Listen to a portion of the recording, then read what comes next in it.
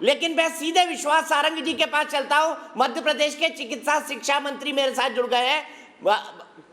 विश्वास जी, मुझे ये बताइए, अपोजिशन पार्टीज का ये आरोप है कि वैक्सीन की कमी है, 18 से 45 साल का वैक्सीनेशन नहीं हो सकता। मध्य प्रदेश कैसे कर रहा है? बहुत कम खुराक देकर सिर्फ नाम के लिए वैक्सीनेशन हो रहा है 18 से 35 साल वालों का, या वाकई नंबर्स में हो रहा है?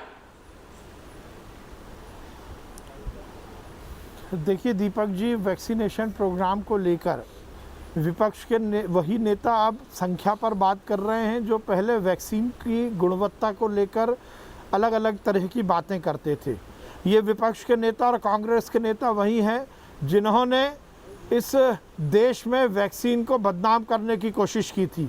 ये वही लोग हैं जिन्होंने जनता को हतोत्साहित किया था वैक्सीनेशन प्रोग्राम से जुड़ने के लिए।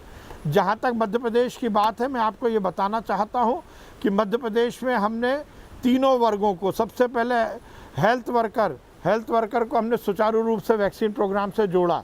उसके बाद दूसरा कोरोना वॉरियर्स को भी बहुत अच्छे से वैक्सीनेशन प्रोग्राम से जुड़ा और उनको वैक्सीन के दोनों डोज लगवाने में सफलता प्राप्त की।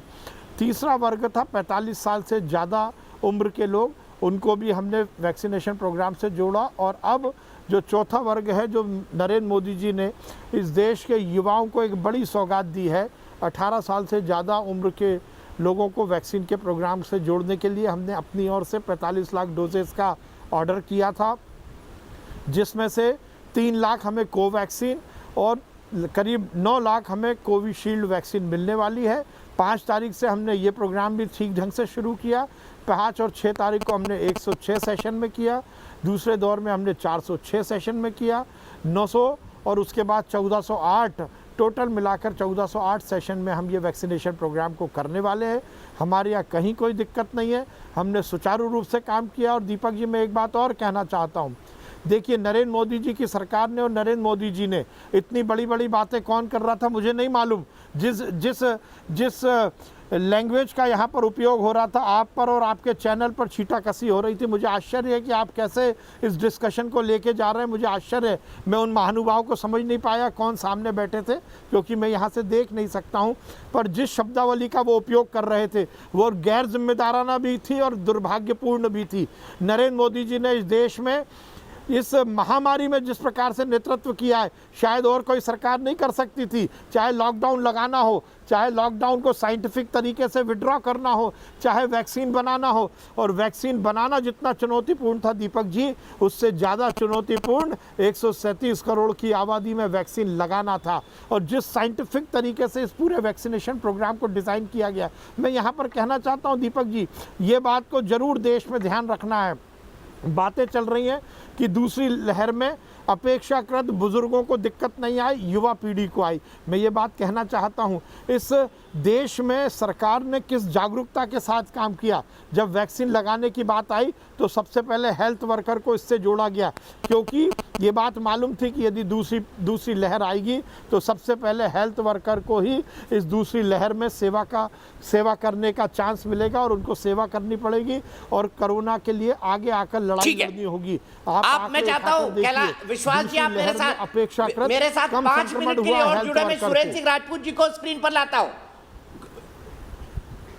विश्वास जी, 1 मिनट के लिए सुरेंद्र सिंह राजपूत कांग्रेस के राष्ट्रीय प्रवक्ता है, जिन्होंने इस्तेमाल किया था उन शब्दों का। सुरेंद्र भाई को फ्रेम में लाया जाए। मुझे कोई गिला शिकवा नहीं है, वो जो चाहे कह सकते हैं, प्रजातंत्र है, किसी को कुछ भी बोलने का अधिकार है। लेकिन विश्वास जी, मैं आपसे जानना चाहता हूं, क्योंकि वो कह रहे हैं कि मुझ में हिम्मत नहीं, मैं सवाल पूछूंगा कि नहीं पूछूंगा। आपने समय से पहले अपनी पीठ नहीं थपथपाई, ये नहीं कहना शुरू कर दिया कि भाई दुनिया में भारत कोरोना से जीत गया है, कोरोना से भारत ने सबसे इफेक्टिवली निपटा है, अब कोरोना खत्म हो चुका है, अब कोरोना का कोई खतरा बचा नहीं है। क्या इस तरह की बातें आपने कहनी नहीं शुरू कर दी? आपने खुद अपनी पीठ थपथपाना नहीं शुरू कर दिया दीपक जी पहले दौर की सफलता के बाद?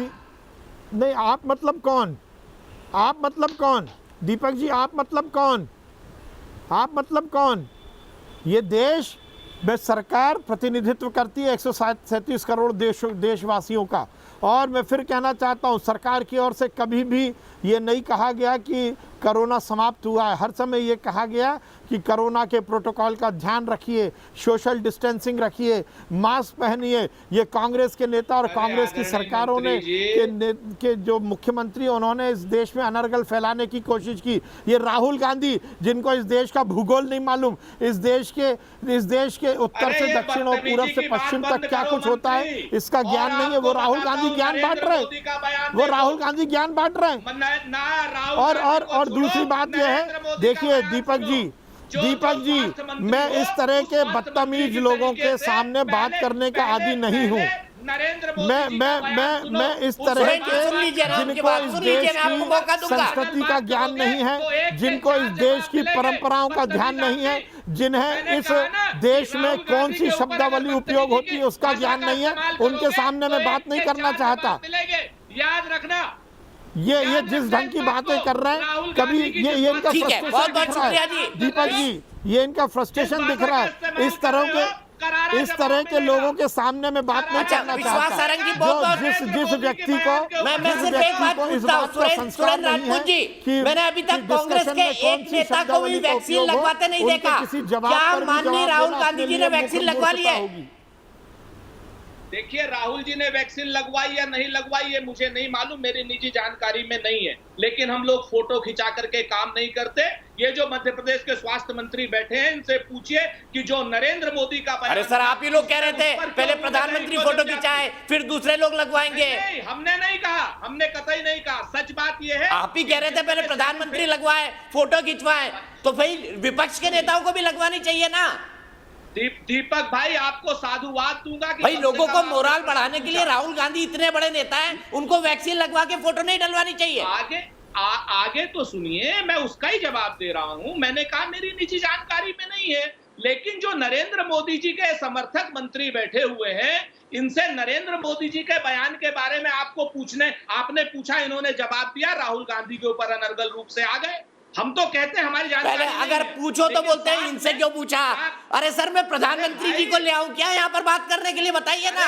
आप सुरेंद्र सिंह राजपूत और प्रधानमंत्री वेट करा दूं क्या? नहीं, दीपक चौरसिया और प्रधानमंत्री। सर, मैं नहीं ला सकता, मेरी इतनी औकात नहीं है। आपकी इससे ज्यादा औकात है, लेकिन आप अपनी औकात भूल गए हो 2014 के बाद। आपकी औकात तो बहुत बड़ी है दीपक भाई, हमने बहुत औकात देखी है आपकी 2014 से पहले। सर, मेरी औकात बताने से आपको क्या मिल जाएगा? सुरेंद्र जी कैसी अनर्गल बातें कर रहे हैं।